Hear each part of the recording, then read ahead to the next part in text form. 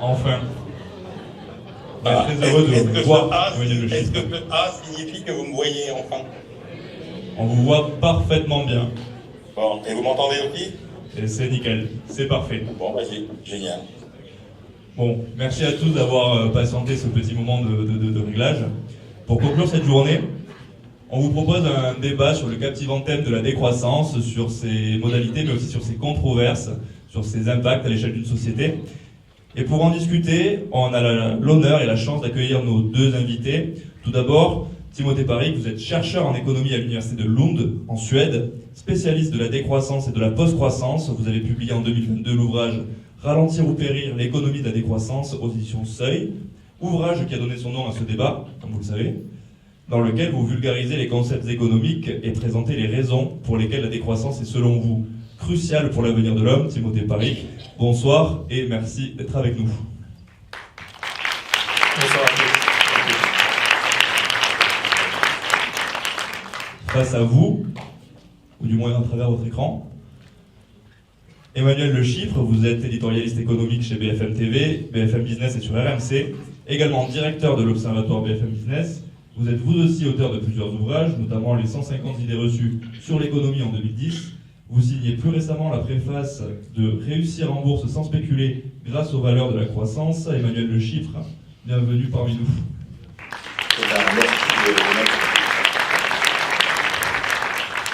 On est très content de vous accueillir ici en visio et de vous voir tous les deux, ce dont on n'était pas sûr il y a quelques minutes.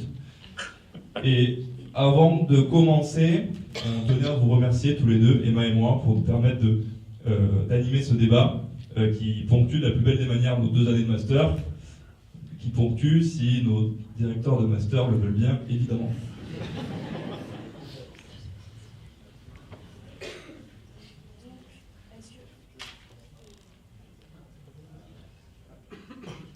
Nous avons un deuxième problème. C'est bon ? Donc, en premier lieu, et pour introduire le sujet, je me tourne vers vous, Emmanuel Le Chypre. Pouvez-vous peut-être nous rappeler ce qu'est la croissance économique et pourquoi, selon vous, la croissance est nécessaire ? Alors, sur la croissance économique, pardonnez-moi, mais comme je ne connais pas le niveau d'information des gens qui sont dans la salle, si ce que je vous dis vous paraît totalement évident et connu, n'hésitez pas à m'arrêter.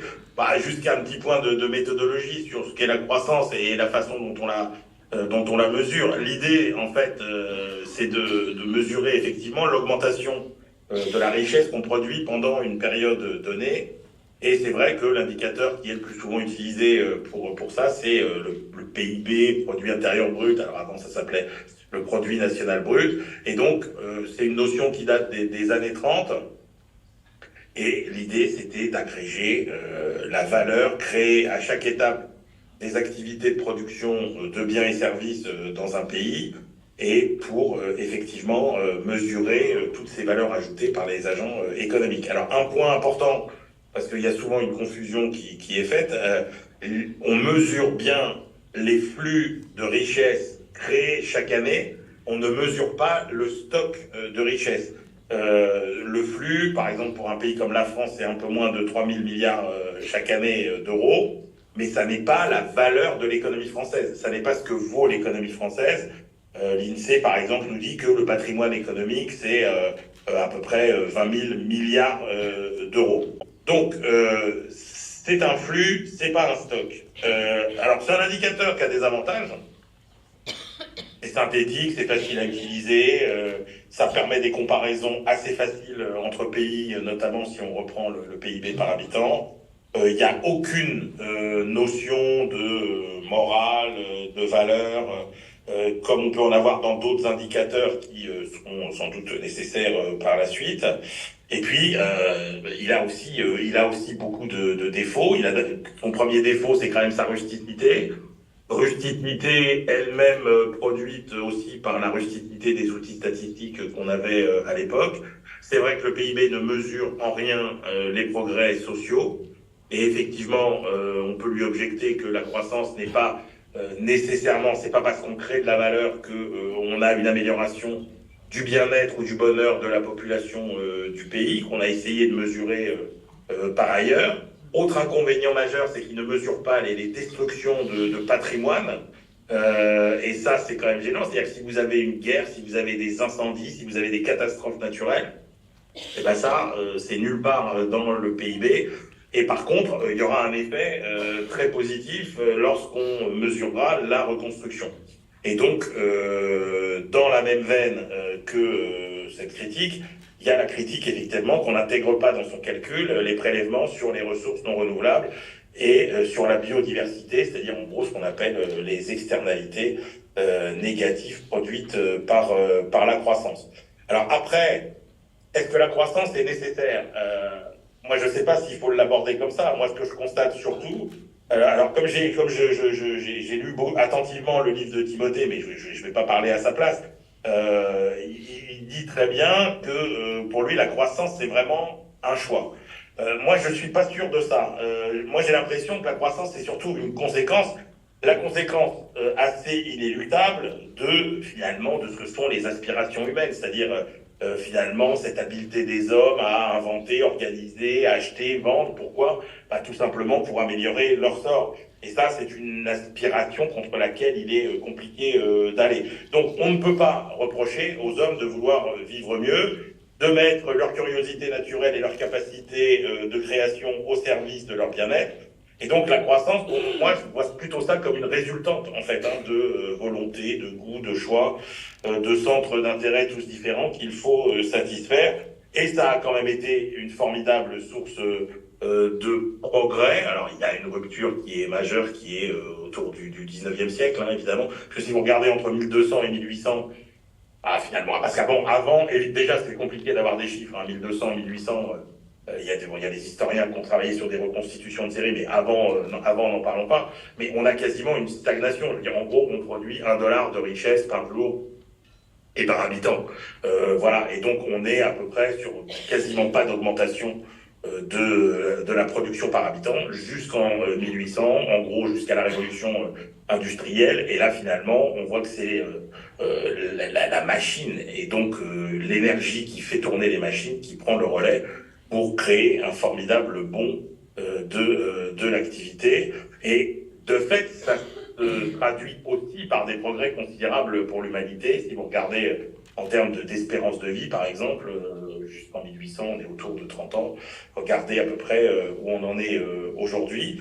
Et puis, moi, ce que je constate surtout, c'est que par rapport à cette question de nécessité ou pas de la croissance, moi, ce que je constate, c'est que c'est quand même plus facile, quand il y en a, de réussir à faire des réformes, à faire accepter des choses. Parce que la décroissance, finalement, on est en train de l'expérimenter aujourd'hui. Si vous prenez la France, vous regardez le PIB par habitant, le pic du PIB par habitant en France, c'est 2006. On passe au-dessus on est autour de $47 000 par habitant et par an. Et depuis, on est sur un lent déclin. Et depuis, on voit quoi? On voit que finalement, dans ce monde, il est extrêmement compliqué de faire accepter des efforts, j'ose pas parler de sacrifice, mais au moins des efforts, pour essayer de changer finalement les règles du jeu économique. Si vous regardez l'objectif qui était celui qu'on s'était fixé au début des années 90, l'idée, je vous rappelle, c'était de réduire de moitié les émissions de CO2 en 2030 par rapport à 90. Emmanuel Le Chiffre, sur ce sujet, oui. Justement, peut-être que ça fera écho avec ce que la vision de la croissance économique de Timothée Paric. Donc peut-être que vous pouvez nous la présenter et parce que vous, Timothée Paric, vous nous la présentez et vous dites dès les premières lignes que le PIB, et ça vous êtes d'accord Emmanuel Le Chiffre, ne reflète pas réellement la bonne santé d'une économie, mais qu'il en mesure simplement l'agitation. Donc est-ce que vous pouvez développer ce point-là et peut-être revenir sur ce que vient de dire Emmanuel Le Chiffre? Oui, tout à fait. Donc Emmanuel Le Chiffre a très bien fait de commencer par faire la différence entre les stocks et les flux. Et donc, si le PIB est un flux, la croissance du PIB est une sorte de flux, ou plutôt l'augmentation du flux qu'est le PIB. Donc, on a un peu les ordres de grandeur en tête, donc on s'imagine entre 2000 et 3000 milliards. Donc, Si on a une croissance comme on a en ce moment d'environ 1% par an, ça rajoute chaque année un volume équivalent à entre 20 et 30 milliards. Donc ça, c'est un petit peu le grossissement de ce flux qu'est le PIB. Et moi, j'ai toujours fait très attention de ne pas décrire le PIB comme un indicateur de santé. Parce que effectivement, le PIB, il est plus proche, un petit peu comme, vous savez, les tensiomètres ou ce qui vient mesurer le rythme cardiaque. D'ailleurs, Simon Kuznets, dans les années 30, lui, le véritable défi, quand il a inventé le PIB, c'était justement d'arriver à créer un indicateur de réanimation économique pour l'économie américaine pendant la Grande Dépression. Donc, quand vous voulez réanimer quelqu'un après un accident, vous n'allez pas regarder son taux de cholestérol, vous n'allez pas regarder l'état de ses genoux. Non, vous allez regarder son pouls. Si le pouls, vous n'avez pas de pouls, eh ben l'économie, elle va mal. Si le pouls recommence, ok, c'est bien, on a la base. Donc on a cette idée un petit peu, moi j'aime bien d'agitation, mais il faut préciser que ce n'est pas une agitation humaine, c'est pas une agitation écologique, c'est pas une agitation culturelle et politique, c'est vraiment une agitation monétaire. C'était aussi le tour de passe-passe et le tour de génie de Simon Kuznets, il y a 100 ans quand il a inventé le PIB, c'est de se dire, ah bah tiens, est-ce qu'on pourrait pas prendre pour proxy le prix final des choses pour estimer justement cette fameuse valeur ajoutée et essayer d'en déduire justement un niveau de production. Le problème de ces estimations monétaires, déjà, c'est qu'on ne regarde qu'une partie de l'économie. Donc, Emmanuel Le Chypre en parlait un petit peu, ça c'est les limites classiques du PIB, donc tout ce qui ne se vend pas ou qui ne peut pas s'acheter, donc ne rentre pas à l'intérieur des comptes nationaux ou sinon à travers des estimations périphériques de comptes satellites qu'on n'arrive pas très bien à voir en ce moment. Donc, on a toutes ces limites. Moi, je vais citer Éloi Laurent ici, parce que quand on parle de santé, Éloi Laurent a beaucoup travaillé justement sur cette sortir de la croissance manque d'emploi ou son livre « Et si la santé guidait le monde ». Et Éloi Laurent écrit « Le PIB est, citation, borne quant au bien-être économique, aveugle au bien-être humain, sourd à la souffrance sociale et muet sur l'état de la planète ». Fin de la citation. Donc là, le PIB, moi, je voudrais l'avoir dans une espèce de tableau de bord qui nous donnerait des indications entre économistes. Il n'y a pas de souci, on peut utiliser le PIB pour faire des scénarios, des choses comme ça. Moi, ce qui me tracasse, et c'est vraiment l'objet de la critique du livre, c'est l'hégémonie du PIB dans des discussions politiques. Parce que, est-ce que la croissance est un choix ? Moi, j'aurais tendance à dire oui, c'est un choix aujourd'hui parce que nous avons ouvertement des politiques de croissance. C'est-à-dire que nous avons des politiques économiques qui cherchent directement, consciemment, à faire augmenter la croissance économique. Et moi, je suis pas sûr que si on laissait les humains tranquilles, ou si, par exemple, on avait le contraire des politiques de décroissance, en se disant, par exemple, ah tiens, transition écologique oblige, aujourd'hui, on va vraiment tout miser sur la sobriété et la soutenabilité, et peut-être que ça ferait baisser le PIB encore plus rapidement qu'il baisse, selon les chiffres d'Emmanuel Le Chypre, le PIB par habitant, et ça serait aussi le reflet d'une aspiration humaine pour la soutenabilité, pour le progrès écologique, qui ne serait pas une aspiration pour l'enrichissement monétaire.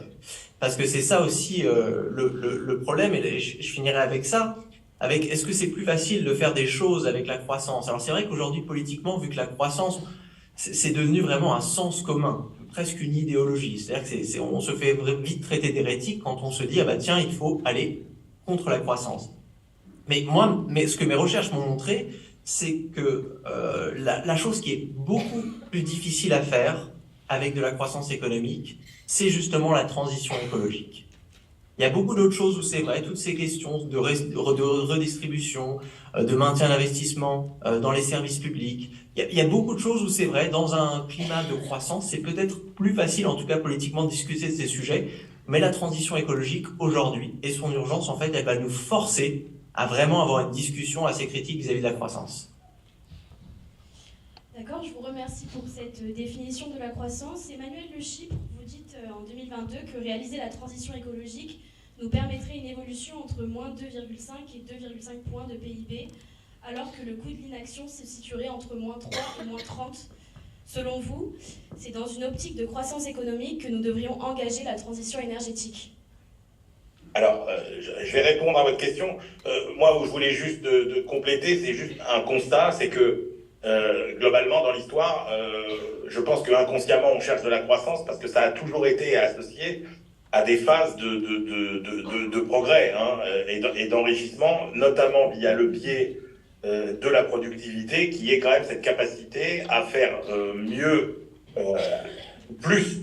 Et c'est là où on peut discuter, effectivement, avec moins. Et je vous reprends cette citation célèbre de Paul Krugman qui dit la productivité, ça n'est pas tout, mais à long terme, c'est presque tout. Et donc, moi, ce qui m'inquiète, et c'est le constat que je fais, encore une fois, sans avoir d'avis sur la décroissance, est-ce que... mais encore une fois, je constate qu'elle a accompagné les phases les phases d'expansion, de prospérité, sans être un objectif. Et moi, ce qui m'inquiète, c'est que je trouve que dans cette décroissance que nous expérimentons déjà, par rapport aux efforts que nous allons devoir faire pour aller vers cette transition écologique, parce qu'évidemment, on est tous d'accord sur sa nécessité, en fait, la réalité, c'est qu'on n'a quasiment pas commencé et qu'on voit bien, regardez comment réagit le corps social, regardez comment le corps social se crispe dès qu'on lui demande des efforts. Regardez par exemple ce qu'ont été les Gilets jaunes, regardez le mouvement qu'on ne peut pas nier aujourd'hui dans la société, d'espèce de ras-le-bol vis-à-vis de ces contraintes environnementales. Or, quand je vous dis qu'on n'a pas fait beaucoup de chemin, et que les Français ne sont pas, alors en cas des Français, parce que c'est là-dessus qu'on a beaucoup de chiffres, ne sont pas très sensibles à cette nécessité. Je vous rappelle qu'il y a moins de 2% du parc automobile aujourd'hui qui est électrique, que quand vous interrogez les Français sur leurs arbitrages, il n'y en a que 10% à peu près qui privilégient l'écologie sur les bas prix. Vous n'avez que 13% des épargnants qui sont prêts à réaliser des investissements responsables. Vous n'avez que 11% des PME qui ont un plan de décarbonation. Vous n'avez que 12% des Français qui déclarent avoir honte de prendre l'avion. Et regardez les projections sur le trafic aérien, etc. Et vous en avez 85% dont le rêve absolu, c'est d'habiter dans une maison individuelle. Donc, vous voyez que pour faire cette transition écologique, ça va être extrêmement compliqué de convaincre. Et enfin, si vous regardez ce que dit la théorie des jeux, la théorie des jeux, elle vous dit que dans une période où, en gros, on va avoir de la décroissance, qui signifie que y a des gens qui vont devoir faire des efforts, ça va être très compliqué. En gros, ce qu'on s'aperçoit en théorie des jeux, et je rentrerai pas dans les détails au-delà de ça, c'est que les gens sont prêts à faire des efforts s'ils sont convaincus que les gens autour d'eux feront les mêmes efforts pour aboutir à un résultat global qui bénéficiera à tout le monde. Le problème, c'est qu'on voit que dans des périodes de croissance faible ou de décroissance, c'est extrêmement compliqué d'obtenir ce résultat. Alors maintenant, pour répondre à votre question, alors l'idée du travail que j'avais fait, moi qui était un travail purement journalistique, sur en fait le coût de l'inaction et le coût de l'action, c'était de reprendre à peu près tous les travaux, une grande partie des travaux qui sont faits sur le coût de l'action, le coût de l'inaction, l'impact des investissements, etc., etc. Et en fait, alors il y a beaucoup d'approches différentes, etc., mais ce que je trouvais intéressant de mettre en avant, c'était bien de montrer, pour convaincre de cette nécessité de la transition écologique, que finalement, dans tous les scénarios de l'action, si vous prenez le plus pessimiste, vous aboutissez quand même à un monde bien meilleur en 2050 que dans le plus optimiste des scénarios de l'inaction. C'est-à-dire que si vous prenez le scénario le plus prudent où on fait quelque chose, la situation elle est quand même meilleure que le scénario où on vous dit il ne faut rien faire et vous verrez ça va bien se passer. Donc ça là-dessus, il n'y a absolument pas d'état d'âme à avoir sur les grands objectifs environnementaux. Justement, Emmanuel, le chiffre, et là je vais m'adresser peut-être à Timothée Paric, est-ce que c'est pas justement à cause de la croissance économique que vous avez dit seulement 10% des Français préfèrent la voiture électrique, seulement 11% des PME ont des plans de décarbonation, pardon. Est-ce que ce n'est pas justement parce que la croissance est un indicateur primordial aujourd'hui que ces citoyens ne prennent pas ce rythme-là? Et je m'adresse à vous, Timothée Paric. Alors, juste une petite note, la croissance économique, c'est vraiment un concept agrégé. C'est-à-dire, c'est en tant qu'économiste, quand on vient mesurer un mouvement économique global, on peut justement le mesurer après coup, mais c'est la résultante en fait de plein de décisions, donc des consommateurs qui vont décider d'acheter plus de choses, des entreprises qui vont décider de produire plus de choses, un pouvoir public qui va décider justement de faciliter pour que cette consommation puisse se faire, pour que cette production puisse se faire, pour que les infrastructures publiques soient, les marchés soient régulés, la monnaie soit présente. Donc il faut se dire que la décroissance, c'est un petit peu la même chose, c'est-à-dire qu'on changerait la logique. Par exemple, on se dirait, on mettrait une économie en mode transition écologique, de se dire au niveau des consommateurs, une forte sobriété, au niveau des entreprises, surtout des entreprises qui produisent des biens et des services très polluants, et bah tiens, des quotas de production, on vient justement produire de moins en moins, et au niveau des pouvoirs publics, un espèce d'encadrement pour que ce ralentissement maîtrisé il puisse se faire et bah, dans un esprit de justice sociale et dans le souci du bien-être. Donc là, on voit que il faut éviter un petit peu ce malentendu d'avoir un bouton au ministère des Finances où il y aurait marqué PIB qu'on puisse mettre à la hausse ou à la baisse. Et je voulais en profiter aussi pour dire que cette croissance économique, son hégémonie, elle est assez récente. C'est-à-dire qu'en théorie économique, c'est les années 50 où on a les premières théories de la croissance. Et j'ai des collègues historiens, dont l'historien allemand Matthias Schmelzer, qui a écrit une thèse fantastique qui s'appelle l'hégémonie de la croissance. Justement, il a réussi à montrer que le concept de croissance économique dans les pays occidentaux est arrivé sur le devant de la scène à la fin des années 50. C'est-à-dire qu'avant, on n'avait pas d'objectif de croissance au sein des gouvernements. Donc c'est quelque chose de relativement récent. Donc moi, je pense que c'est un imaginaire qui peut facilement être basculé si on revient à, et là, ça sera mon dernier point de théorie, mais je pense que c'est fondamental, de se poser la question de à quoi ça sert une économie, avant même de parler de croissance. Et dans le livre, moi, bon, je dis quelque chose et je pense que Emmanuel Le Chypre sera tout à fait d'accord, hein, l'économie, c'est en fait l'organisation collective du contentement, du moins des moyens matériels de ce contentement. Et donc, c'est cette séquence où on va extraire des choses dans la nature pour produire, on alloue ensuite pour qu'elles puissent être consommées, et ensuite on vient éliminer, bien sûr, une fois que ces choses n'ont plus de valeur. Mais si on se dit que l'objectif ultime de l'économie, c'est donc le bien-être. Et là, moi, dans mes recherches, je suis allé chercher des recherches en psychologie et en sociologie et en anthropologie qui défendent la théorie suivante, que les besoins humains, en fait, ils atteignent tous des taux de satiété. Moi, je vous invite à faire l'expérience vous-même, hein, de penser à votre santé, à votre mobilité, à votre alimentation, à votre logement. En fait, on n'a pas besoin d'avoir une croissance de la taille de mon logement de 2% par an ou du nombre de Doliprane que j'ai dans mon cabinet. Non, on a juste besoin d'avoir accès aux biens et services dont on a besoin au moment où on en a besoin. Si on les a pas, il faut qu'il y ait une certaine croissance économique, un surcroît d'agitation pour les produire. Mais une fois qu'on les a, on peut se permettre, ou du moins théoriquement, d'imaginer que la croissance, elle ralentisse. On atteindra une sorte de maturité, c'est l'économie qui viendrait atterrir. Et donc moi, dans ma vision des choses, j'imagine que la croissance, de toute manière, dans l'histoire des économies, c'est un phénomène temporaire, un petit peu comme la croissance du corps humain pendant l'enfance et l'adolescence. Mais au bout d'un certain moment, il doit y avoir un point de bascule où l'économie, elle passe du mode quantitatif au mode qualitatif. Et je pense que ce qu'on est en train justement d'observer dans les pays avancés comme le Japon, l'Italie ou maintenant la France, où on a cette espèce de stagnation séculaire, c'est-à-dire un ralentissement progressif des taux de croissance, et même parfois quand on regarde, on mesure certaines choses, on voit aussi un recul de production nette de certains biens et services. On voit justement ces économies qui ont tendance à arriver au point de maturation, sauf que le problème aujourd'hui, c'est qu'on ne veut pas admettre qu'on est au point de maturation, donc on est un petit peu comme un adulte qui, à 30 ans, voudrait s'entêter chaque année à vouloir encore grandir en centimètres et s'étonner de « ah, cette année, je ne fais plus, je fais la même taille que l'année dernière, je panique ». Dernier point, ne pas oublier justement que si on a une croissance zéro, c'est-à-dire que si en 2025, on a exactement le même PIB qu'en 2024, cela ne veut pas dire que l'économie s'est arrêtée. Ça veut dire que l'économie, elle aura produit en volume les mêmes biens et services de l'année précédente. Donc là aussi, et bien sûr la décroissance, elle aura produit moins de biens et de services.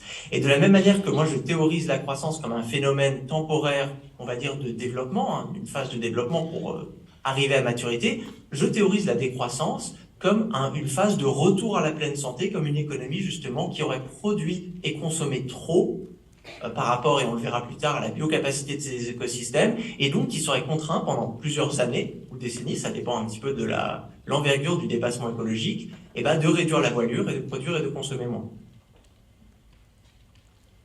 Peut-être Emmanuel Le Chypre, une réponse à ce que vient de nous exposer Timothée Varic.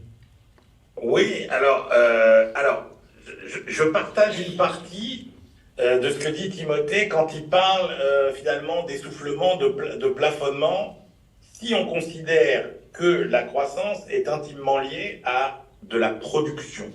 Et c'est là où je ne partage pas cette idée de plafonnement de la croissance. Si on considère toujours qu'on se tient à la définition qui est la création de valeur, c'est que moi je crois qu'on est en train de sortir d'une économie dans laquelle le moteur c'était l'avoir plus. C'était l'avoir plus, c'est-à-dire qu'il y avait une corrélation directe entre la production physique de biens et aussi de services et la croissance. Or, je crois qu'on est en train de changer de modèle économique et qu'on est en train de rentrer non plus dans une économie de l'avoir plus, mais dans une économie de l'être mieux. Et cette économie de l'être mieux, elle va créer de la valeur. Elle va répondre à des besoins. Quand vous pensez à tous les besoins qu'il va y avoir, prenez par exemple le vieillissement de la population, tous les besoins qu'il va y avoir pour s'occuper des plus anciens.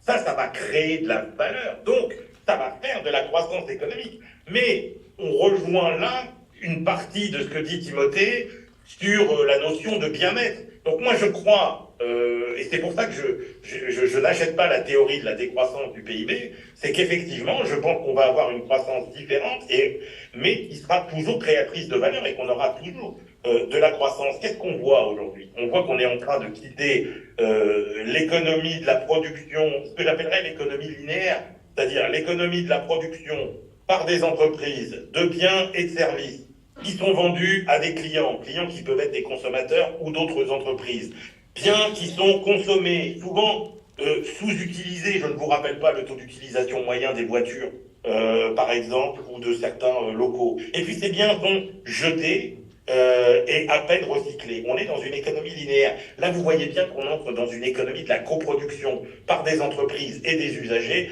de solutions qui combinent de plus en plus intimement les biens et les services dont les utilisateurs seront de moins en moins propriétaires et qui seront de plus en plus recyclés. On entre quand même petit à petit dans une économie circulaire. Par contre, là où j'achète pas, moi, la notion de satiété, c'est que malheureusement, je pense que la loi de Say fonctionne toujours. C'est-à-dire que c'est toujours l'offre qui crée la demande. S'il n'y avait pas des gens pour inventer tout un tas d'offres, il n'y aurait pas de clients pour les acheter. Et donc, la notion de satiété, quand vous voyez se développer des modèles, par exemple, de cette ultra fast fashion, il y a quand même énormément de gens qui sont prêts à acheter. Vous voyez, quand on a des inventions, les gens achètent. Le smartphone, quand il est créé en 2008, 2008, vous vous rendez compte, il y a 20 ans, le smartphone, ça n'existait pas.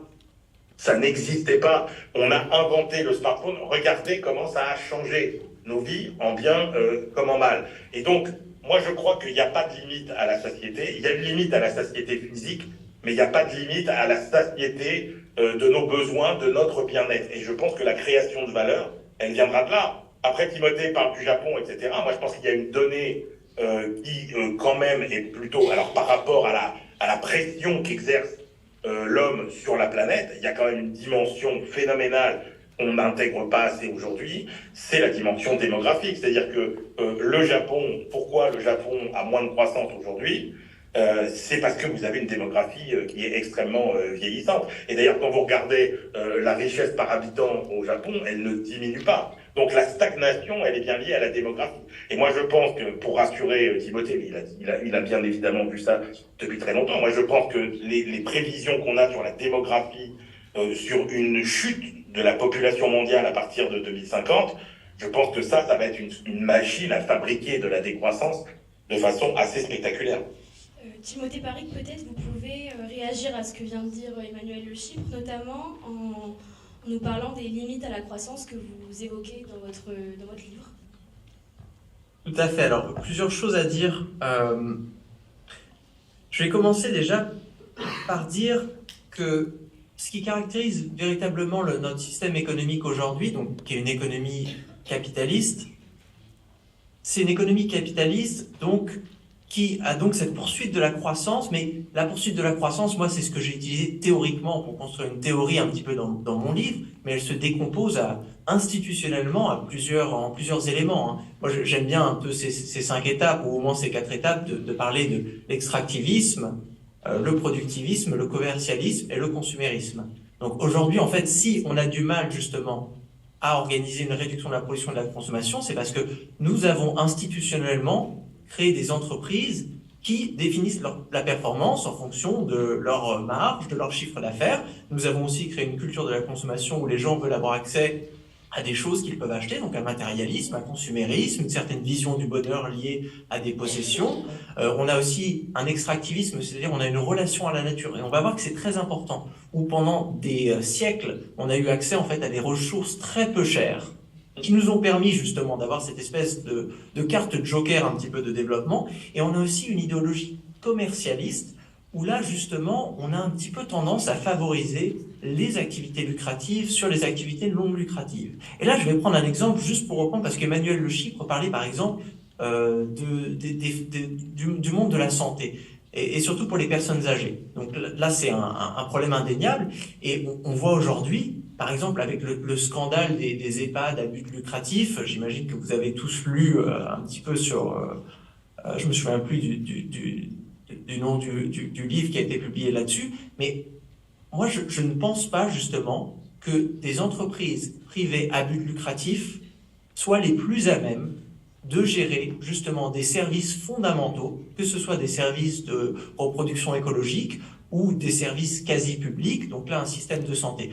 Et je pense, et moi en tout cas c'est la théorie que je développe dans le livre, que si institutionnellement on venait changer ça, c'est-à-dire on se dit, bah tiens, tous les EHPAD en France, ou toutes les crèches, ou toutes les sociétés d'énergie, ou toutes les banques, ça devrait être des coopératives à lucrativité limitée qui suivent, on va dire, les règles de l'économie sociale et solidaire. C'est-à-dire ce sont des secteurs où personne ne peut s'enrichir. On ne peut pas approprier individuellement un surplus économique de ces secteurs. Je pense aussi, si on changeait, donc là je vous ai juste détaillé un petit peu comment on pourrait désamorcer, déconstruire cette commercialisme qu'on a construit institutionnellement. Donc si en France, dès demain, toutes les entreprises devenaient des coopératives à but non lucratif, bah, je pense que d'un coup, elle perdrait une grande incitation. Par exemple, plus personne ne ferait de la publicité. Pourquoi inciter justement à créer des besoins qui n'existent pas pour justement s'auto-créer plus de travail? Enfin, si on ne peut pas justement approprier un certain surplus individuellement, eh ben, on se rend compte que ça perd de son sens.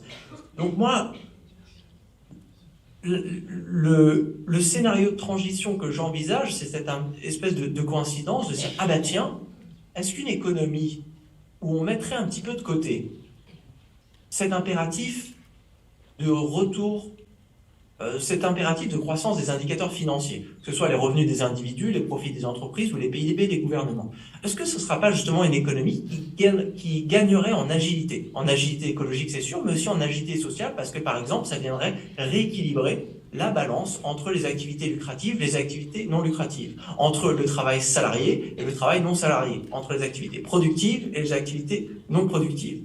Je fais une petite transition aussi pour juste cet aspect de l'économie linéaire, parce qu'on ne se rend pas compte. Oui, moi je suis tout à fait d'accord, on passe d'une économie linéaire à une économie qui doit être circulaire, ça c'est un grand pilier de tout concept de soutenabilité. Mais cette linéarité, en fait, elle s'est construite justement sur un accès à une nature peu chère.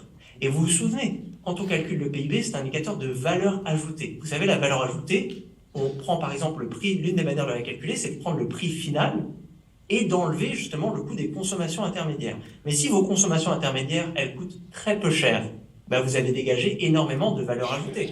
Vous êtes d'accord? C'est pour ça que d'ailleurs les profs dans le privé dégagent plus de valeur ajoutée que les profs dans le public.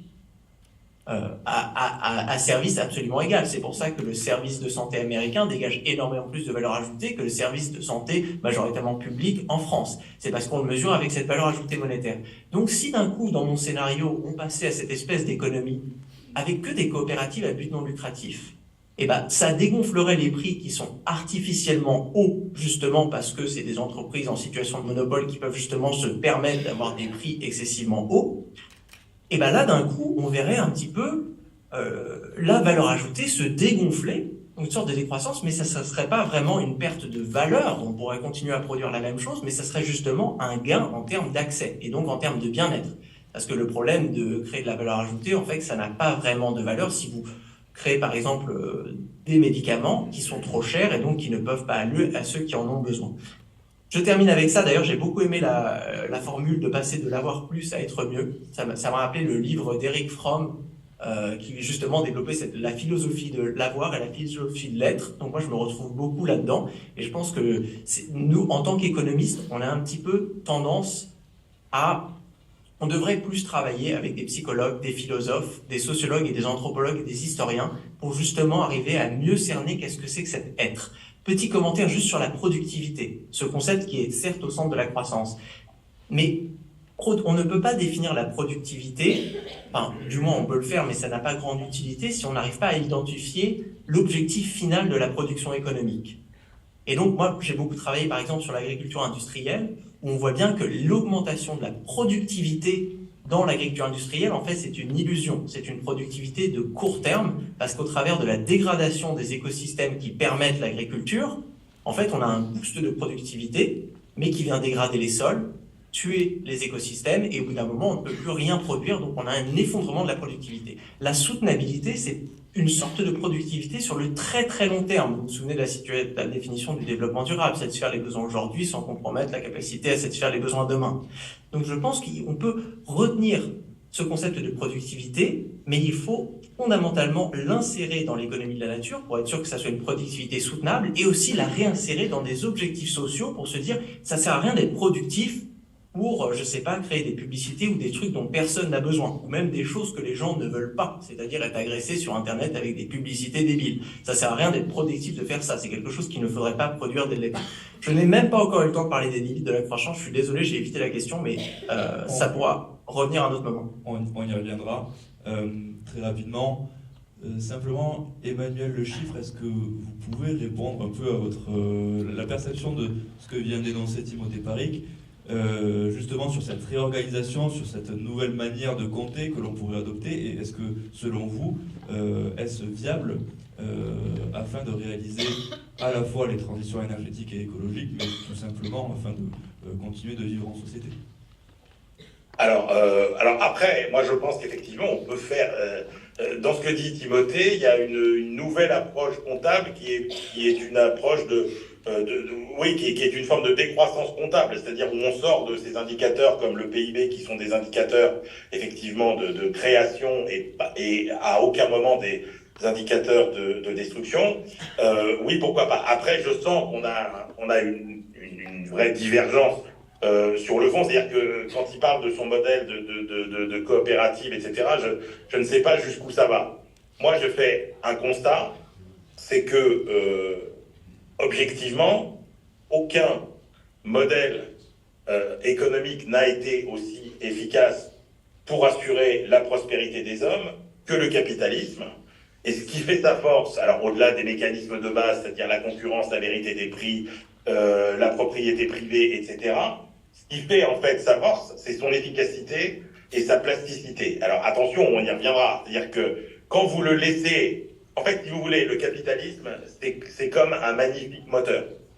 Moi, j'ai l'impression que le modèle que nous propose Timothée, je dis ça pour le taquiner un peu, c'est un peu le modèle de la Trabant ou de la Lada. Moi, je veux dans ma voiture un très beau moteur qui fonctionne. Et ça, le capitalisme, c'est ce moteur. Mais on voit que les meilleurs résultats ne sont donnés que quand il est quand même sauvagement cadenassé, maîtrisé, encadré.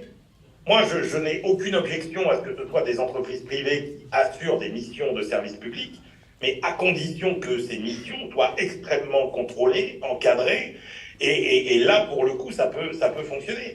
Moi, je regarde, alors après, volontairement, je ne vais pas citer d'auteurs qui sont ouvertement libéraux, etc., mais des auteurs comme Branko Milanovic, par exemple, qui n'est pas quelqu'un qui est un forcené du libéralisme, quand il écrit « Le capitalisme sans rival », la démonstration de l'efficacité du capitalisme est assez édifiante. Et c'est aujourd'hui le système qui s'est imposé absolument partout.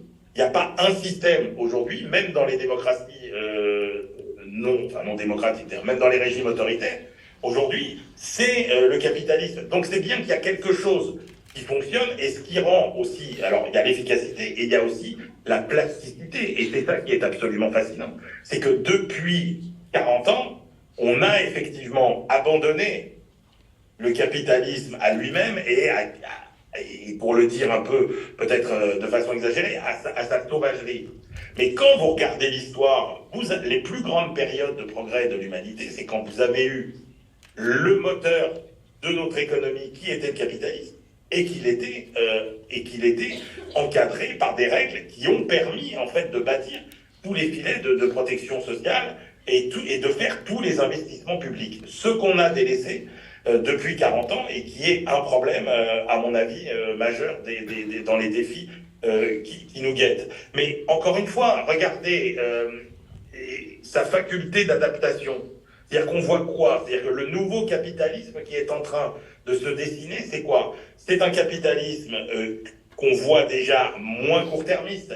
Vous voyez que c'est un capitalisme dont l'horizon est en train de s'allonger. D'abord parce que la loi, et là on peut dire tant mieux, nous y contraint. Je ne reviens pas à toutes les incitations qu'envoie la loi aujourd'hui pour ça. Mais les investisseurs le réclament. Les investisseurs le réclament.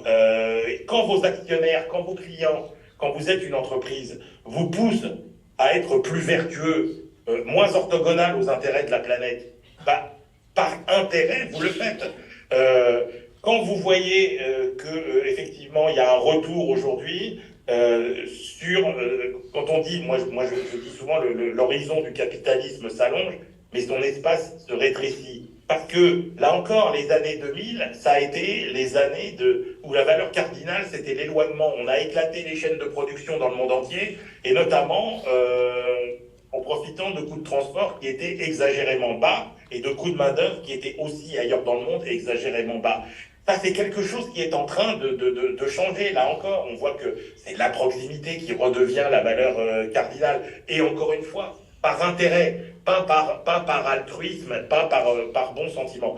Donc, moi, j'ai quand même confiance, si vous voulez, dans les mécanismes fondamentaux du capitalisme pour aller vers cette économie qu'on peut qualifier de l'économie de l'être mieux, qui sera moins orthogonale aux intérêts de la planète et qui, encore une fois, assurera une efficacité dont on a besoin et que l'histoire ne montre pas vraiment dans des systèmes où vous avez un interventionnisme étatique beaucoup plus présent.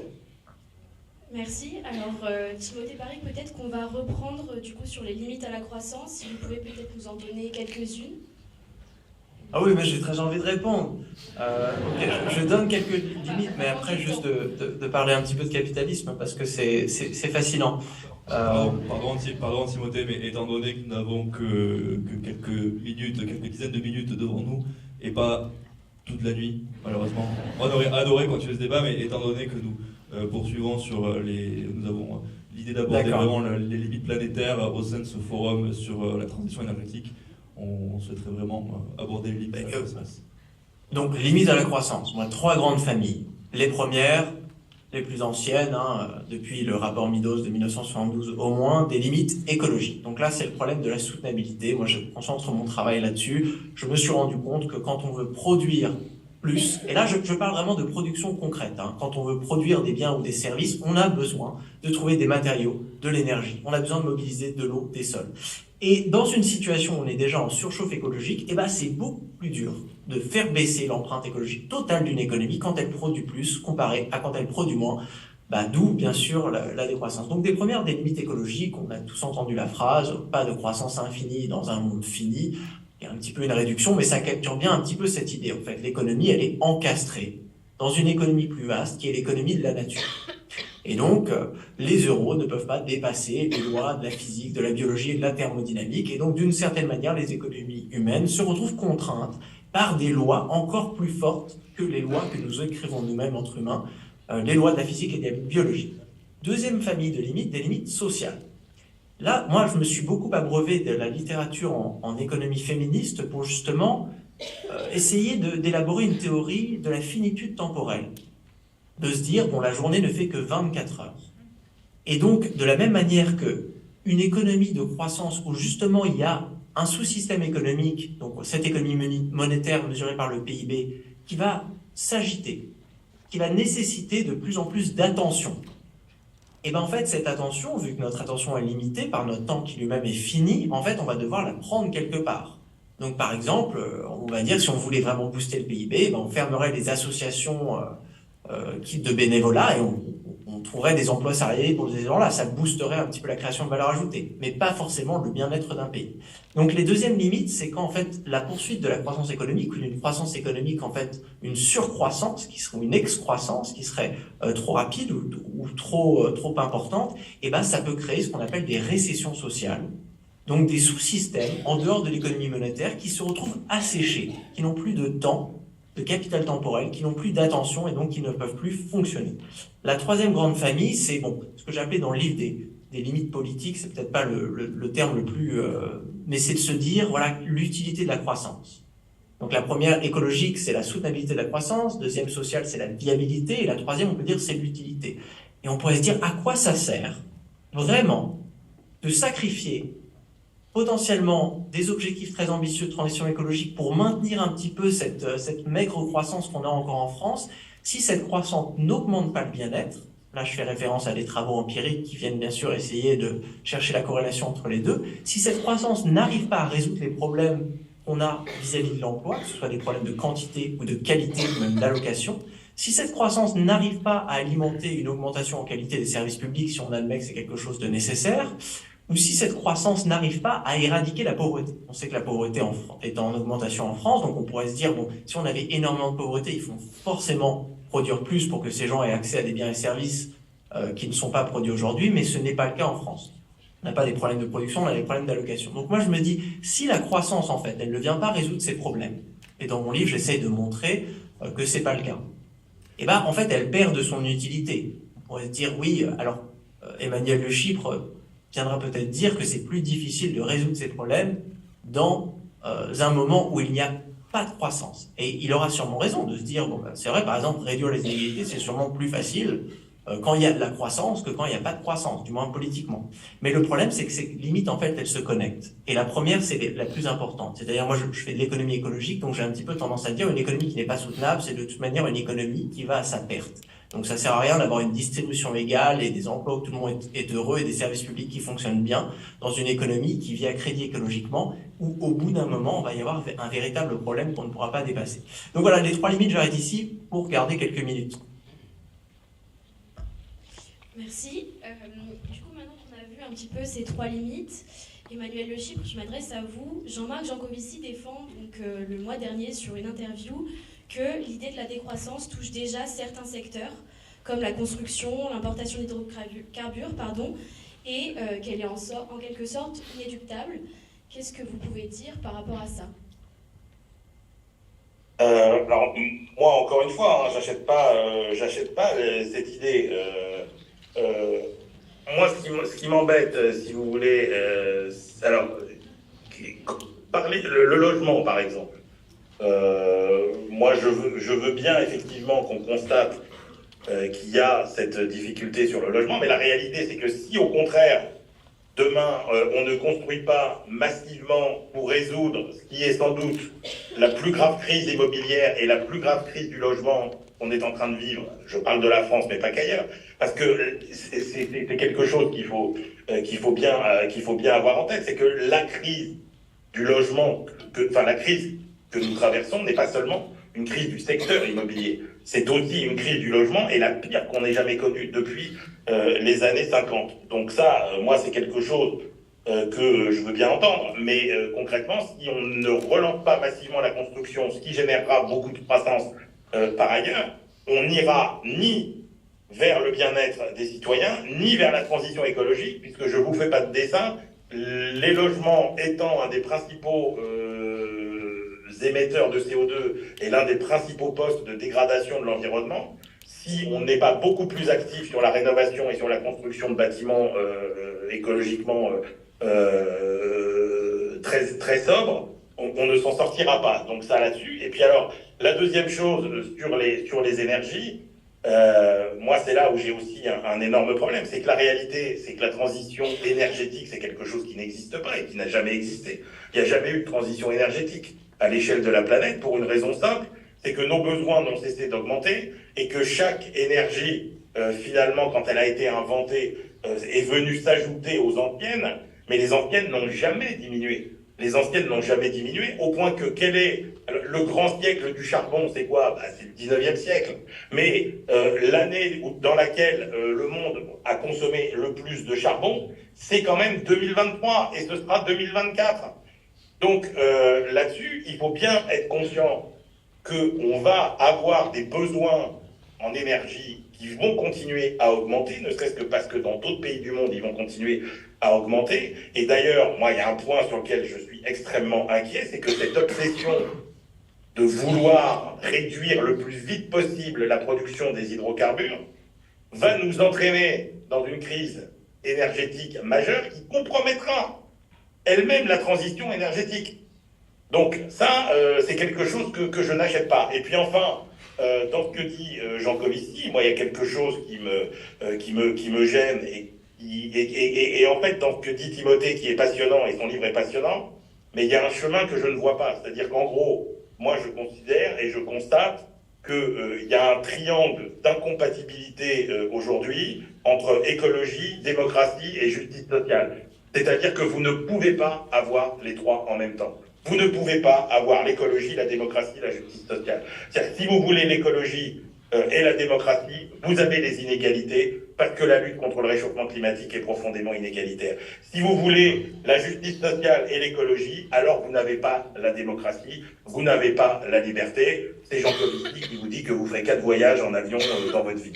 Voilà. Donc aujourd'hui, moi, et c'est là où je suis sans doute plus optimiste et plus techno-optimiste sans doute que Timothée, c'est que je pense que le gap entre ce qu'il est nécessaire de fournir comme effort, c'est-à-dire l'objectif de la neutralité carbone en 2050, le gap entre cet objectif fondamental et ce que les citoyens sont prêts à supporter, c'est en partie la technologie qui le résoudra.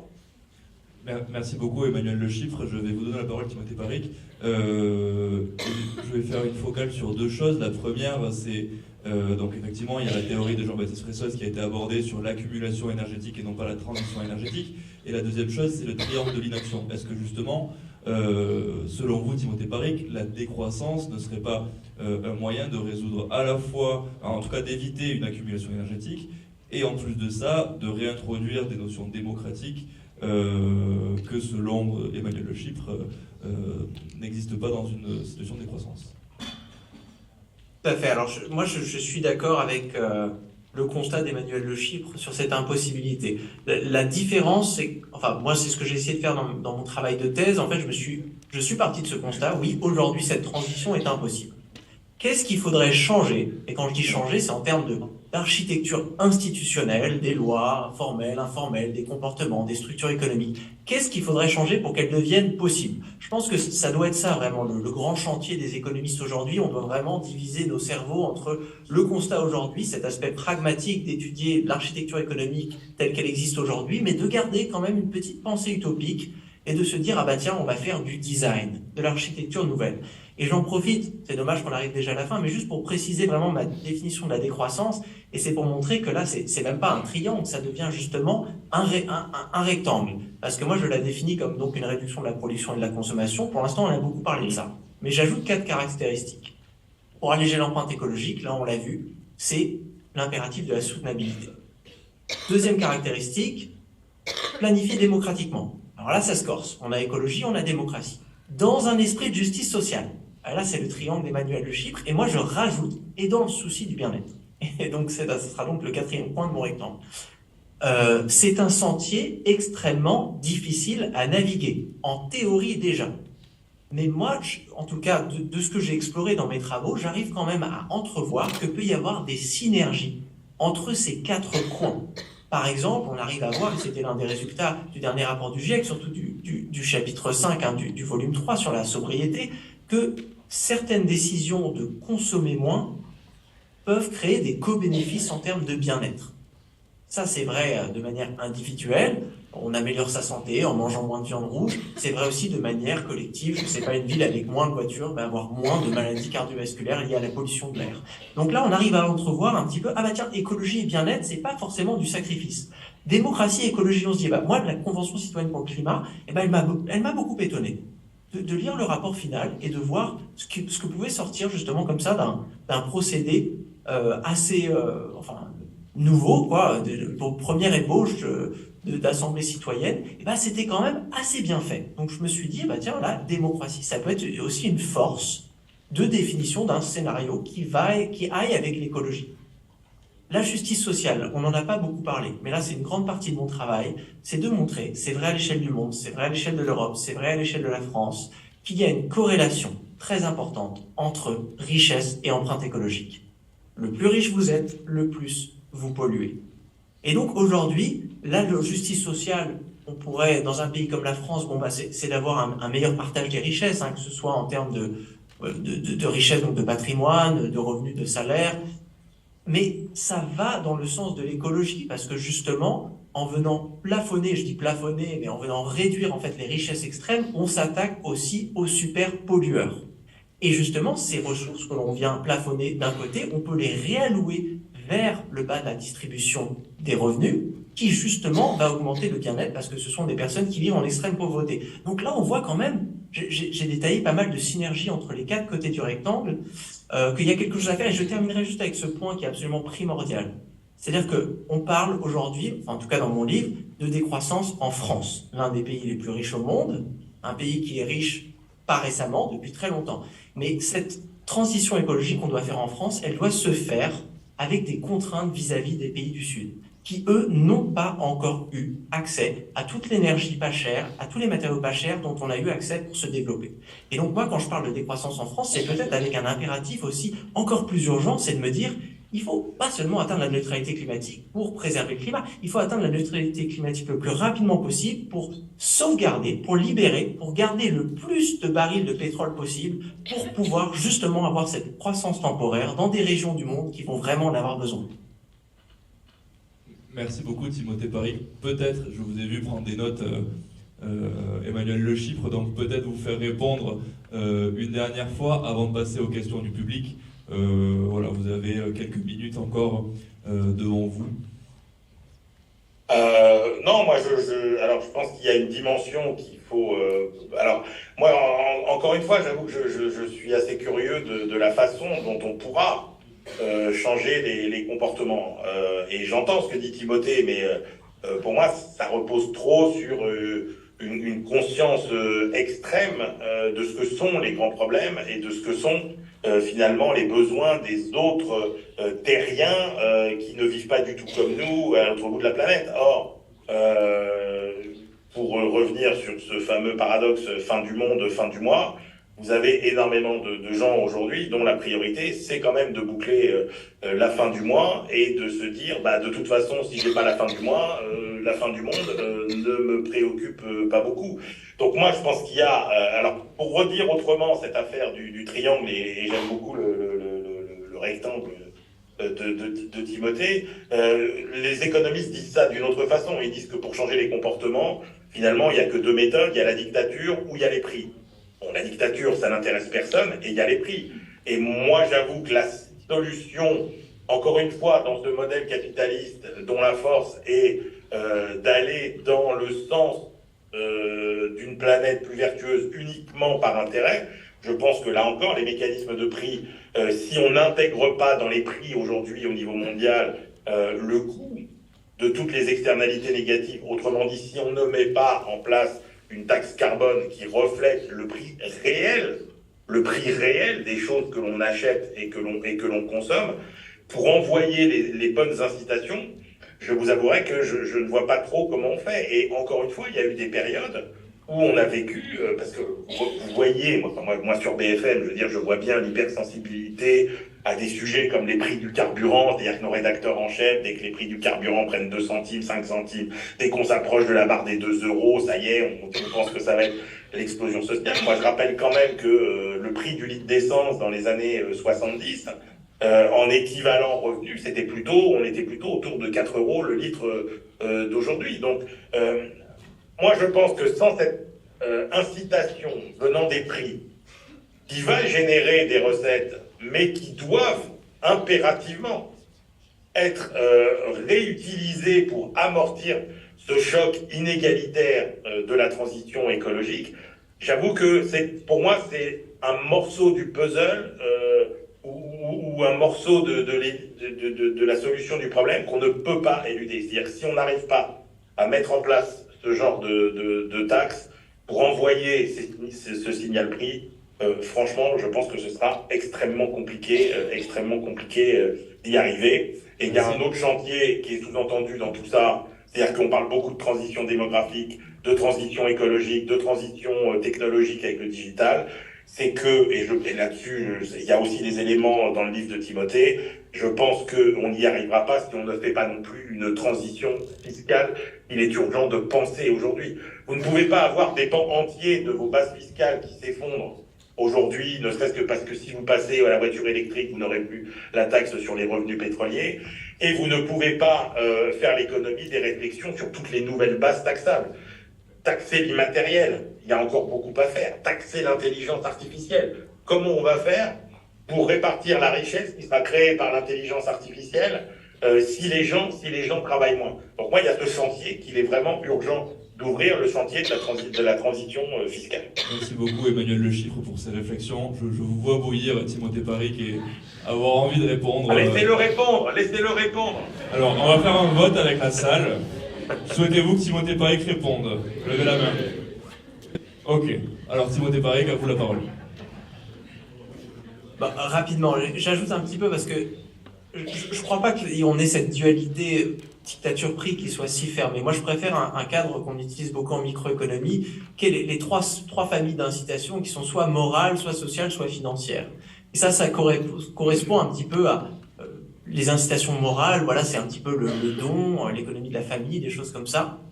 Les incitations sociales, c'est plus des systèmes de réciprocité et aussi de répartition gouvernementale, donc ce qu'on fait en société, dans le vivre ensemble. Et ensuite, bien sûr, on a des incitations financières.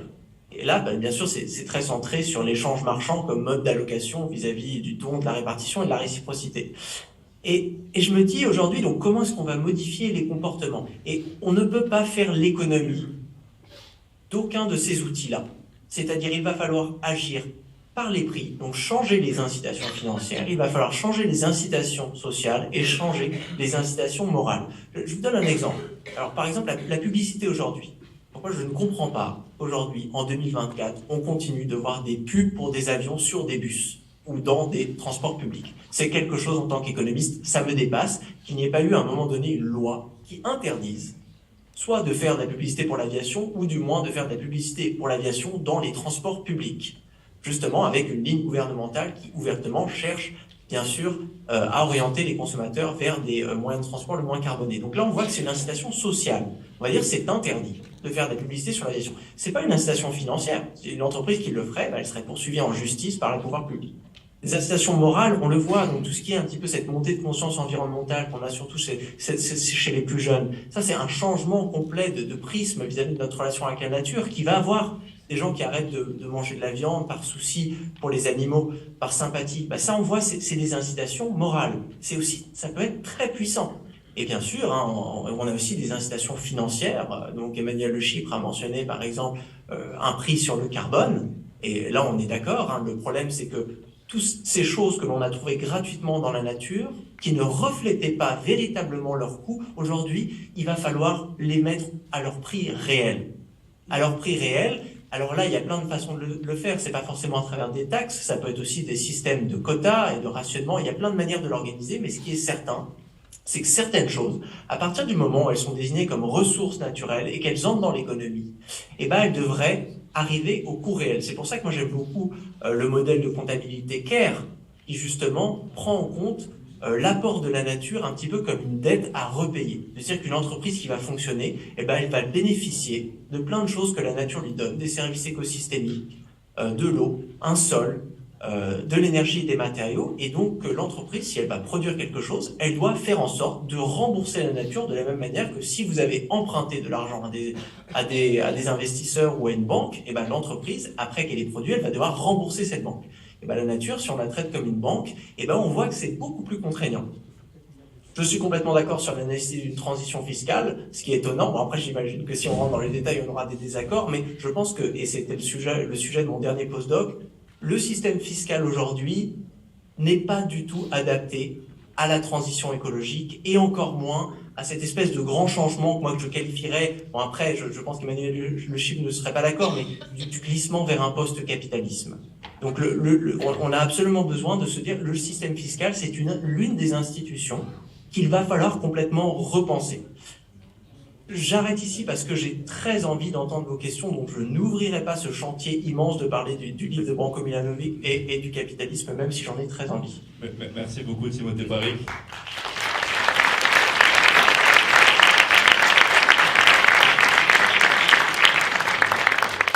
Alors, c'est assez difficile pour nous d'évaluer si vous entendez les applaudissements, mais je peux vous assurer qu'il y a... On les voit. D'accord, très bien, très bien. Bon, étant donné que nous sommes dans une maison de management et que la comptabilité CARE, nous avons eu tous les deux quelques cours là-dessus, je pense que nous devons avoir quand même pas mal de questions du public. Vous avez le droit de poser des questions en dehors de CARE, hein, évidemment. À vous la parole. Oui, bonjour. Moi, je suis curieux d'écouter la réponse que Timothée Paric voulait faire sur le capitalisme. Il est bien. Et aussi, j'en profite pour Emmanuel Le Chypre, vu qu'il parle de taxation, qu'est-ce qu'il pense sur la taxation de la spéculation financière? Voilà. Alors, peut-être, Timothée Paric, si vous pouvez nous faire une critique du capitalisme en moins de 5 minutes, et pour enchaîner ensuite avec Emmanuel Le Chypre. Tout à fait possible. Donc, bon, déjà, la base, hein, le capitalisme, c'est un terme qu'on utilise entre économistes pour décrire un système économique. Donc, il y a des systèmes économiques qui sont capitalistes et d'autres qui ne le sont pas. La plupart du temps, on a des caractéristiques qui sont quand même assez consensuelles. La propriété privée des moyens de production, l'entrepreneuriat à but lucratif, la concurrence entre ces entreprises sur des marchés, le salariat, donc la marchandisation du travail en tant que facteur de production justement dans ce procédé, et la production de marchandises, donc de biens et de services que l'on va vendre donc sur ces marchés. Moi, je me suis rendu compte qu'en fait, dans mon procédé de redesign institutionnel, en fait, je venais modifier chacune de ces petits atomes, au point où, en fait, ça n'avait plus de sens de parler de capitalisme. Et là, attention, je vous parle d'un exercice théorique, d'imaginer un petit peu l'évolution d'une économie où le salariat aurait disparu comme force majoritaire. Par exemple, on imagine aujourd'hui les territoires zéro chômeur de longue durée, les emplois aidés, la notion d'une garantie de l'emploi. Une économie où une grande partie de l'emploi sera organisée comme ça aurait perdu la prédominance du salariat. De la même manière, une économie où la majorité des entreprises, pas toutes, mais la majorité seraient des coopératives à but non lucratif, on aurait perdu un autre atome capitaliste. Et pareil, si on parle de la propriété privée des moyens de production, si ces entreprises étaient un petit peu comme des SIC, vous savez, ces sociétés coopératives d'intérêt collectif de l'économie sociale et solidaire, où vous avez ce qu'on appelle une gouvernance partenariale, une espèce de multisociétariat entre différentes parties prenantes. C'est ce que certaines personnes appellent aussi des communs. Là, en fait, on perd un petit peu la propriété privée des moyens de production. On atteint plutôt ce qu'on pourrait décrire comme une propriété sociale. On perd un troisième atome. Et on l'a vu si on critique la commercialisation, et on se dit, le marché, c'est un moyen d'allocation pas mal, mais il y en a d'autres. Le don, la réciprocité et la répartition. Si certaines choses, on décide de sortir du marché, de démarchandiser, je ne sais pas, par exemple, les transports de proximité, la gestion de l'eau, on l'a vu, les EHPAD, les crèches, ça se démarchandise, et là aussi on perd un atome capitaliste. C'est pour ça moi je parle de post-capitalisme comme une économie qui aurait basculé dans un autre régime. Et ce qui est important, si on imagine un système économique un petit peu comme un jeu auquel on jouerait avec des règles et un objectif, c'est que l'objectif du capitalisme quand même, et c'est ce que j'ai décrit avec cette idée d'une idéologie de la croissance, c'est l'accumulation du capital. Et ça, on ne va pas rentrer là-dedans, mais c'est absolument fondamental de comprendre que le capital, c'est pas de l'argent, hein. Le capital, c'est la mobilisation de quelque chose qui va être transformé pour produire quelque chose d'autre. D'accord? Et donc, moi, je trouve que l'objectif de l'accumulation du capital, il est un petit peu vide de sens, surtout au XXIe siècle. Dans une économie de reconstruction après la guerre, pourquoi pas avoir un capitalisme un petit peu rapide, justement, pour maximiser la croissance.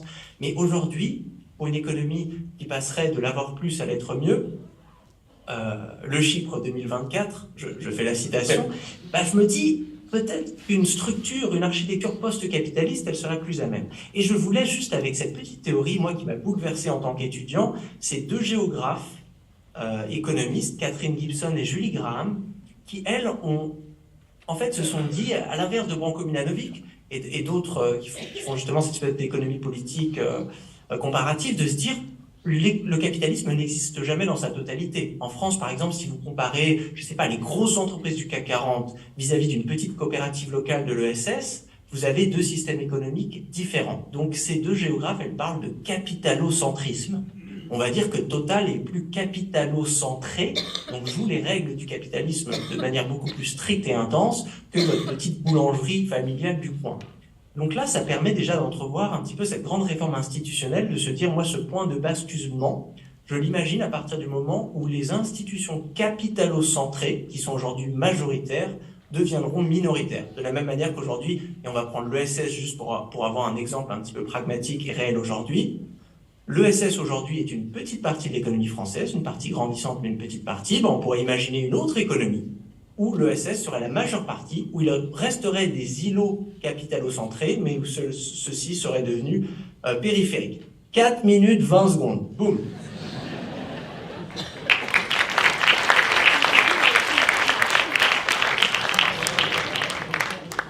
Alors, c'est une prouesse déjà de magnifique. Ça, il faut le dire. Emmanuel Le Chiffre, si vous Alors, vous souvenez de la question... Oui, je me souviens de la question et je serai extrêmement sage. Je trouve que la réponse de Timothée est très intéressante parce qu'elle ouvre plein de choses et qu'elle incite à lire plein de choses et que c'est ça le principal. Donc, je ne reviendrai pas sur ce débat. Sur la taxation de la spéculation, c'était ça ? C'est bien ça. Ouais, alors moi, encore une fois, je regarde un peu ce qui s'est fait. Grosso modo, la réalité, c'est que c'est extrêmement compliqué à mettre en place, que ça a quand même des effets indésirables. Alors, déjà, la spéculation, qu'est-ce que c'est? Comment vous l'identifiez? Il y avait un banquier central américain qui s'appelait Paul Volcker, qui avait une phrase assez épicée. Il disait, la spéculation, c'est un peu comme la pornographie, c'est-à-dire que quand on vous demande une définition, c'est compliqué. Par contre, quand vous la voyez, vous la reconnaissez tout de suite. Mais ça se met pas dans des cadres légaux, donc c'est compliqué. Après, il y a quand même une efficacité à la fluidité de la circulation des capitaux. Donc, la fuite des capitaux, c'est quand même, et la perte d'attractivité d'un pays sur le plan financier, c'est quand même un inconvénient. Il y a toujours des effets de contournement, et puis surtout, là où ça a été essayé, ça n'a jamais rapporté beaucoup d'argent. Ça a toujours été assez inefficace. Il y a des pays comme la Suède qui l'ont essayé, qui l'ont très vite arrêté. Donc c'est jamais quelque chose qui a abouti à une expérience concluante. Merci beaucoup. Je ne sais pas s'il y a un micro. Oui. Bonjour. Déjà, merci beaucoup pour ce débat qui était très enrichissant par vos convergences et vos divergences d'idées. Moi, j'aimerais revenir, alors c'est une question, ça va s'adresser plus à vous, Emmanuel Le Chiffre.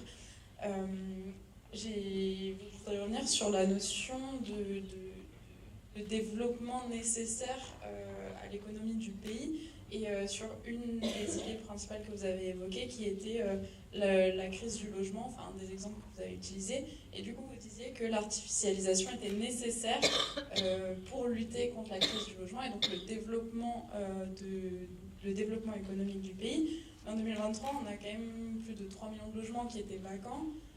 Est-ce que vous ne pensez pas que, et pourquoi éventuellement, l'optimisation juste de l'usage des bâtiments, et ça peut s'appliquer bien évidemment à d'autres domaines, ne serait pas une première étape, voire une étape cruciale pour avoir une économie pérenne et soutenable? Alors, il y a beaucoup de choses dans ce que vous avez dit. Alors d'abord, sur les logements vacants. Le problème, c'est que vos logements vacants, ils sont là où personne ne veut habiter, la plupart du temps. C'est-à-dire qu'en gros, ces logements vacants, c'est quoi? Ce sont des logements qui ont été construits dans des endroits où il y avait beaucoup de population, où il y en a moins aujourd'hui. Il y a des mouvements de population qui font que il y a des logements qui sont situés à des endroits où personne ne veut habiter. Et contrairement à ce qu'on croit souvent, le fait qu'il y ait beaucoup de logements vacants est un indicateur de tension sur le marché du logement, parce que ça veut dire qu'il y a une offre qui ne correspond pas à une demande. Après, artificialisation des sols, Moi, le défi... Alors d'abord, moi, qui avec moi, je vous fais un résumé très court. Je pense que la rénovation, c'est une connerie. Et je pense qu'il faudrait détruire à tour de bras tout un tas de bâtiments qui n'ont aucun intérêt architectural. Parce que la rénovation, c'est long. Ça coûte toujours beaucoup plus cher que ce qu'on pense. Et le résultat en matière d'efficacité écologique est toujours très décevant, puisque en fait, quand vous bricolez à droite à gauche, une fenêtre par-ci, une porte par-là, etc., ça n'est pas très efficace. Donc je pense qu'on met trop d'argent sur la rénovation, qu'il y a des pans entiers de l'habitat qui devrait être rasé et reconstruit. Et ça, quand vous faites ça, vous cochez toutes les cases. Encore une fois, s'il devait y avoir une vraie priorité qui s'attaque à tous les problèmes d'emploi, parce que vous créez des emplois sur tout le territoire, vous créez des emplois qui sont non délocalisables, vous créez des logements qui sont efficaces énergétiquement, vous créez des logements dans lesquels vous avez des gens qui vont être plus heureux, dans lesquels vous allez avoir des enfants qui vont mieux travailler, et l'expérience prouve que quand vous rénovez des quartiers comme ça, vous avez moins d'insécurité. Donc ça coche toutes les cases. Après, c'est pour ça que vous n'êtes pas... entendons-nous bien, reconstruire massivement ne veut pas dire forcément aller chercher des nouveaux terrains et avoir plus d'emprise sur des terres agricoles. Pas du tout. Vous pouvez détruire aujourd'hui beaucoup de choses. Vous pouvez, et la dimension pour le coup, rénovation, enfin, pas rénovation, enfin, la dimension nouvelle architecture urbaine est vraiment extrêmement importante. Repenser la ville, c'est extrêmement important. Et il y a aujourd'hui, encore une fois, bon, c'est pour ça que moi je suis un peu technophile, c'est quand vous regardez tous les progrès qui sont réalisés aujourd'hui en termes de matériaux, de gestion des chantiers, de gestion des déchets sur les chantiers, etc., il y a quand même des solutions extrêmement prometteuses. Et donc, l'autre point sur lequel... Emmanuel Le Chypre, je vais devoir vous couper parce qu'il y a beaucoup Oui, coupez-moi, mais il y avait un point sur lequel j'ai oublié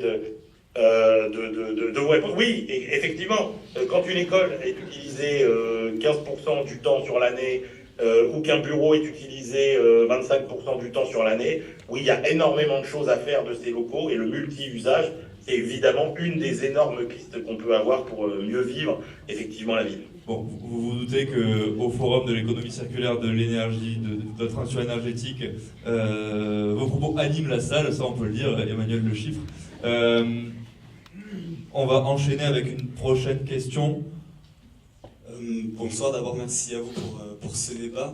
Peut-être une question pour Timothée Paré sur l'imagerie collective de la décroissance. Je pense que globalement dans la société on a une mauvaise image de la décroissance où on pense que c'est la privation, ou en tout cas juste simplement avoir un mode de vie qui est beaucoup moins confortable que ce qu'on va avoir et on ne voit pas forcément le côté positif.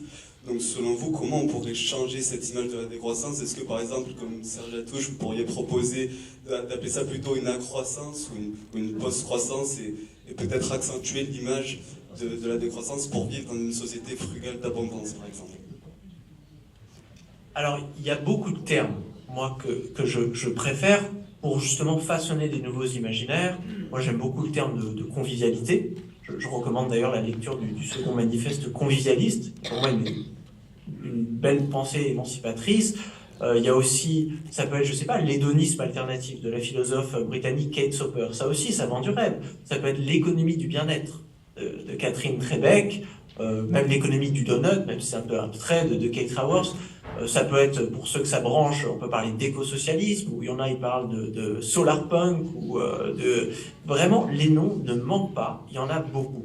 Moi, ma responsabilité en tant qu'académique, c'est de parler des choses de la manière la plus descriptive possible. Donc quand vous produisez et vous consommez moins de manière agrégée pendant une période dans un pays, je suis désolé, c'est pas de la post-croissance, c'est de la décroissance. Après, je pense que ces mots, tout ce qui touche à la croissance, on devrait arrêter de les utiliser.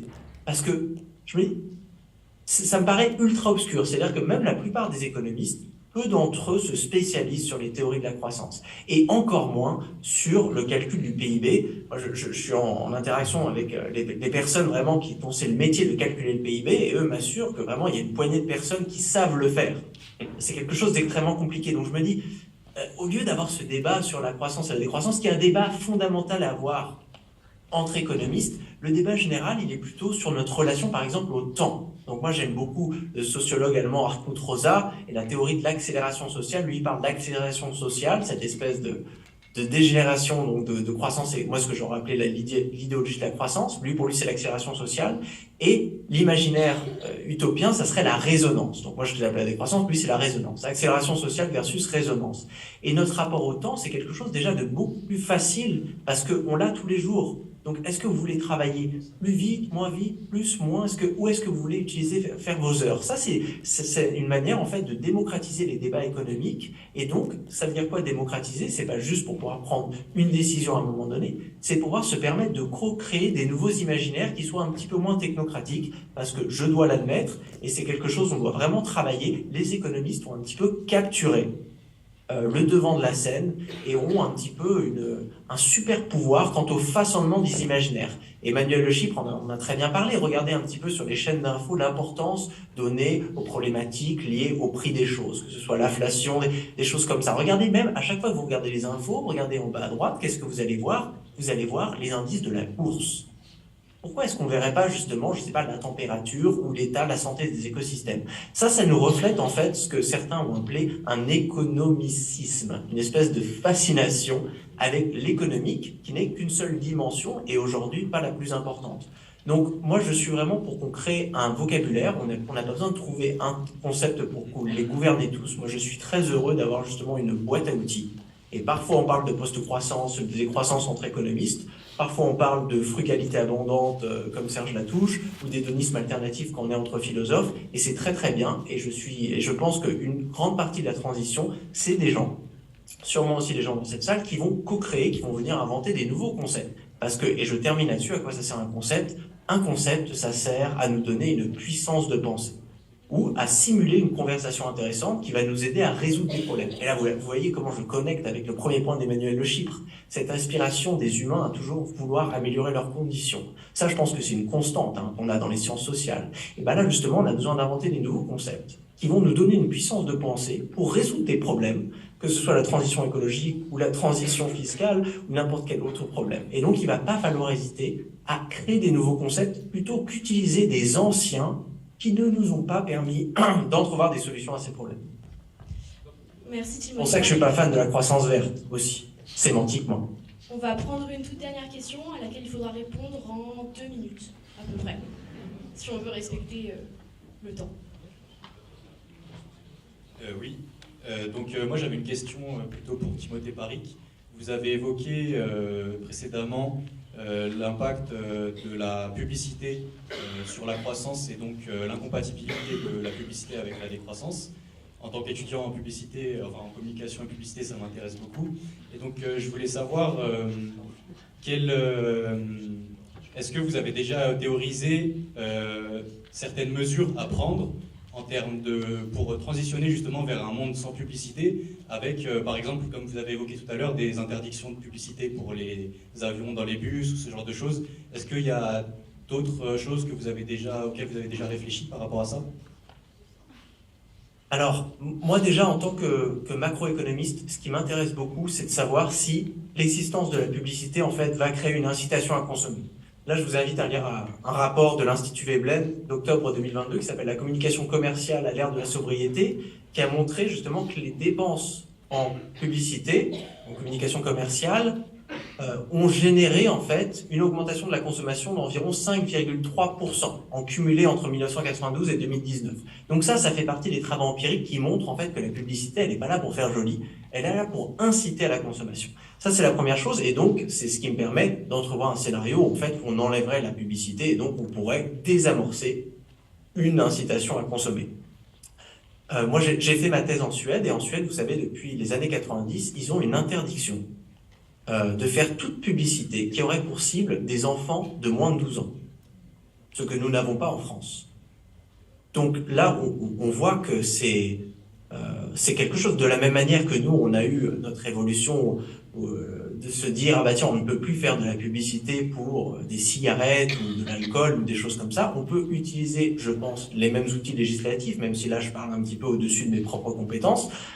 On pourrait utiliser un petit peu la même logique pour venir limiter, interdire, taxer, je sais pas, différentes incitations par exemple, la publicité pour les moyens de transport les plus polluants. Donc, je sais pas, toutes les classés rouges, j'imagine les gros SUV thermiques, ensuite les gros SUV électriques, les avions, et ben, auraient des contraintes particulières. Par exemple, ne pourrait pas être montré, j'en parlais tout à l'heure, dans les lieux publics, ou au moins, au minima, dans les lieux de transport public. Après, pour être aussi fortement taxé, pour générer un fonds de transition, pour justement, je sais pas, payer ou générer des fonds pour faire de la communication écologique d'un autre côté, je sais pas, c'est juste une idée au hasard.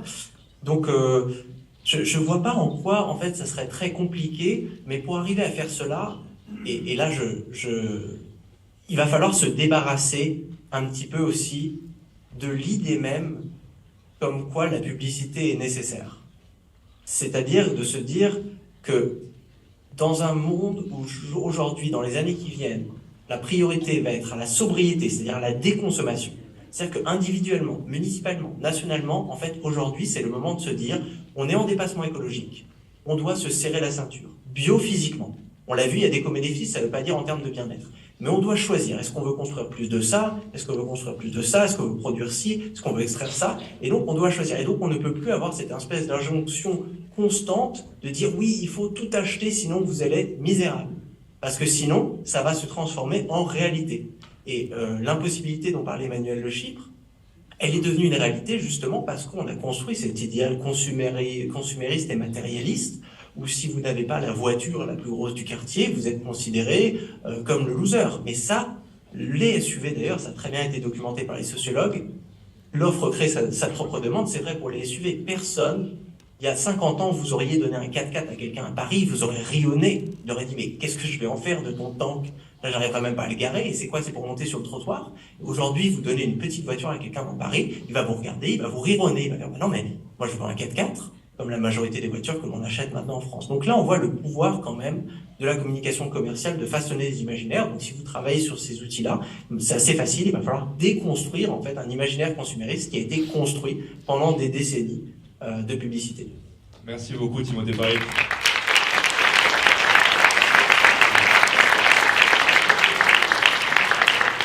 Vous parliez de rapport au temps et malheureusement on va devoir clôturer ce débat. Je termine juste sur une phrase que j'aime bien sur la publicité qui est un petit peu. Allez, vraiment pris une phrase de Emmanuel Le Chypre. Oui, c'était David Ogilvy, le grand publicitaire américain, qui disait la moitié des dépenses de publicité ne servent à rien, mais le problème c'est qu'on ne sait pas laquelle. Voilà. Effectivement, c'était une phrase. Merci beaucoup. Merci beaucoup à tous les deux pour ce débat. Merci à vous. Pour enrichissant. Merci beaucoup pour ce public. Et merci Timothée, c'était un grand plaisir. Oui, merci à toi Emmanuel, au revoir à tout le monde. Au revoir, merci beaucoup. Merci à vous. On vous donne rendez-vous demain pour la dernière journée de ce forum. On a quelques